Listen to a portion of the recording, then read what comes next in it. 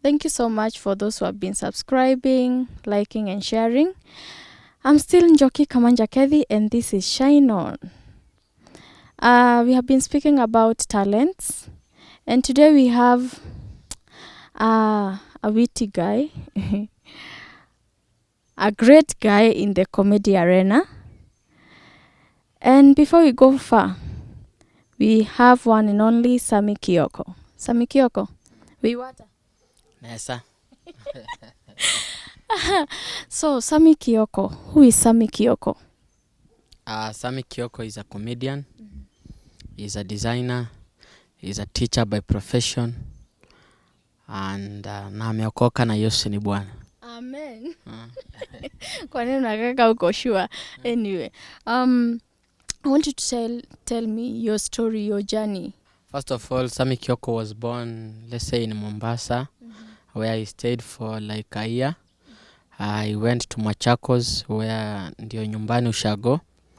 Nyumbani nilisoma class 1, class 2. Ndio nikakuja Nairobi sasa, where I came to live with my parents. That is, I don't know, ni kitambo, siwezi kumbuka mwaka. And nikakuja Nairobi, I had to school. Nilikuwa Ushago class 2, nikakuja huku nikakuwa pre-unit. Nikaanza pre-unit. From there, nikamaliza class 8. Where now I had a sponsor. Nikiwa class 7, I was in a different school. I was in a very different school. I received a sponsor. Mwenye nilika transfer to a better school. Pia hapo nikapata, I got a good grade. Yenye iliniwezesha kwenda campus. I joined KCA. I pursued education, which I'm bound to graduate probably this year.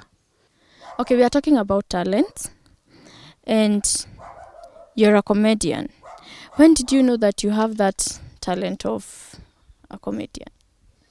You see, way back in high school, first of all, I did not have passion maybe in comedy. I was good in football. I was doing football. Afterwards, I went to do rugby. Now it came to this point whereby we had there was another category that was introduced during drama festival. That was stand-up comedy category. And in school I used to do acting with this Masai accent kidogo, and then the students were very familiar with that accent and that acting skills. So when this category came in, the students were very eager and they said, Kioko, you can do it. You can do this stand-up comedy, you can do it. So I had a lot of pressure for me to come from rugby to go to the drama. So I joined drama. I did for the first time because it was a new item in the category. I was able to become number 1 in the division. In the county, I also became number 1. Nationals, I became number 2. So when I realized, so this thing, I can do this thing oftenly. So I began doing it. The next year I did it when I was that was in Form 4. I did it again. I became number 1 county, number 1 division, nationals. That was number 2 the same time. So I finished high school. I went to the university, KCA, that is. So I had also to represent them in the comedy category, because the university section also had that thing.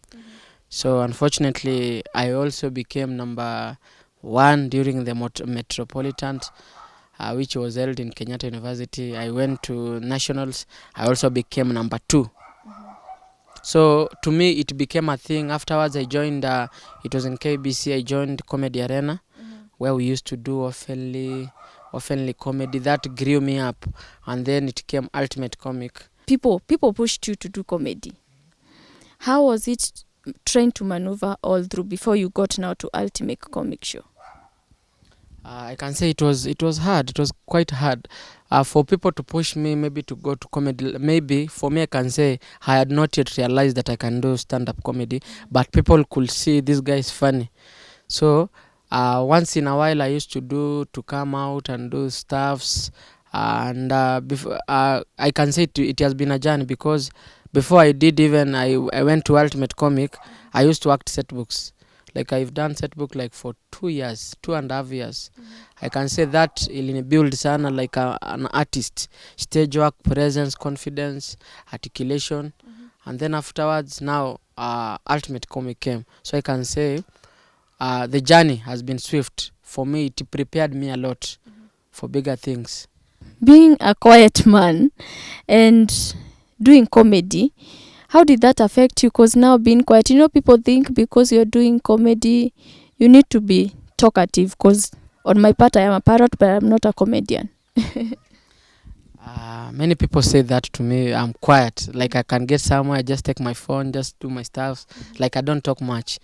I can just say I'm very observative, that I just observe things and then Inaweza kuwa unakula jokes hapa hapana, si joke la kula, nile tu napenda kutulia, yani sipenda, yani it's me.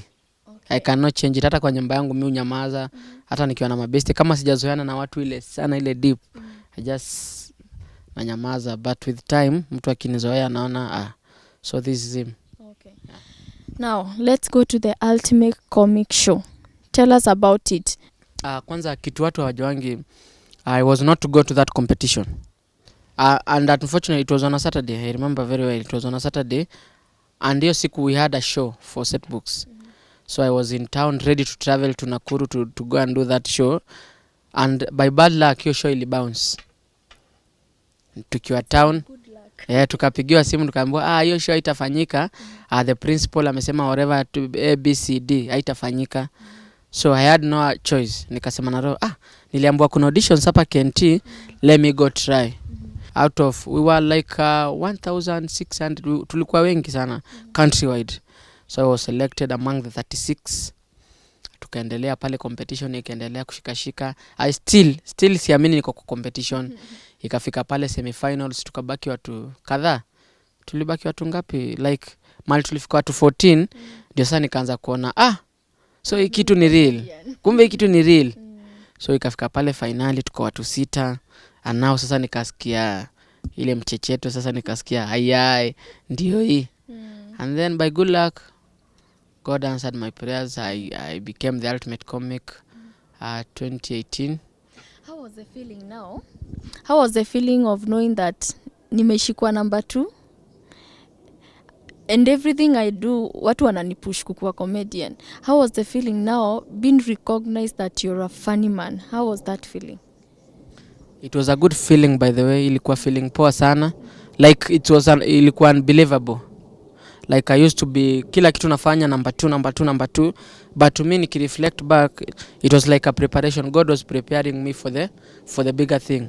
Because labda ningeipata easily, like from nowhere, Kioko ndio huyo, maybe singe appreciate. But when God is preparing you, pole pole, you come to appreciate later on.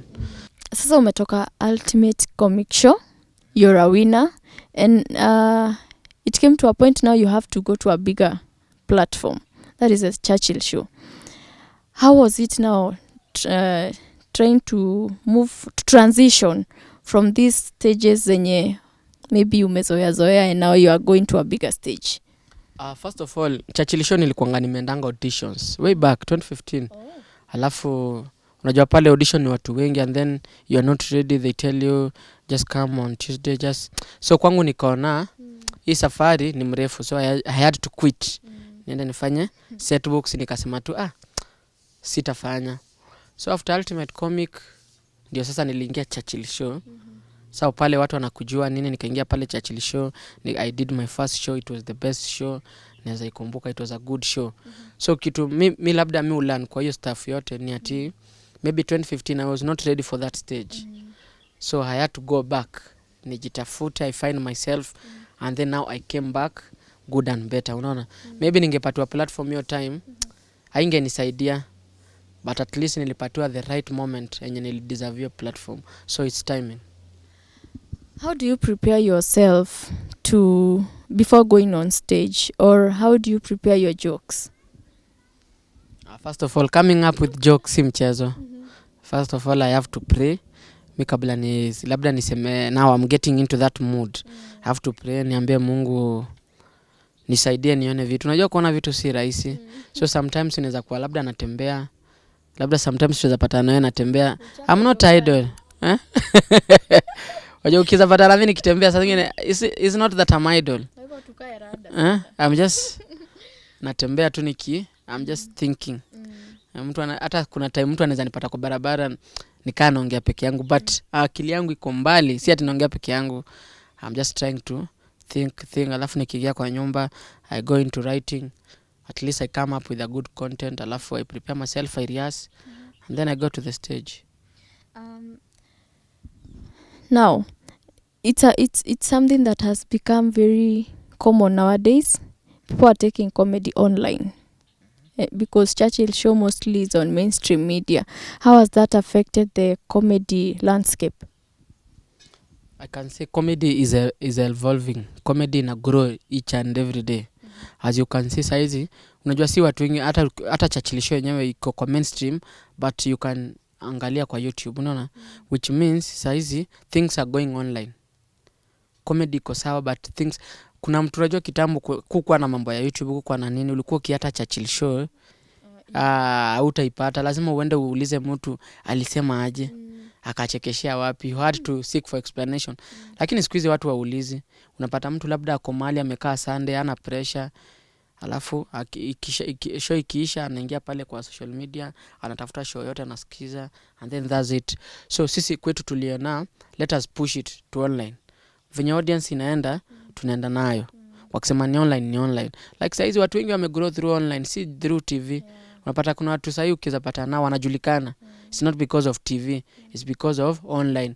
Ni vile mtu anajipush pole. So naweza sema age affect. It's just ni cut transition tu kidogo kenye pia comedy inajaribu kumove nayo. Kwanza mademo anakuanga na status funny. Anaweka status. If it was meant for you, it will go. But if it was really meant for you, it will find its way back.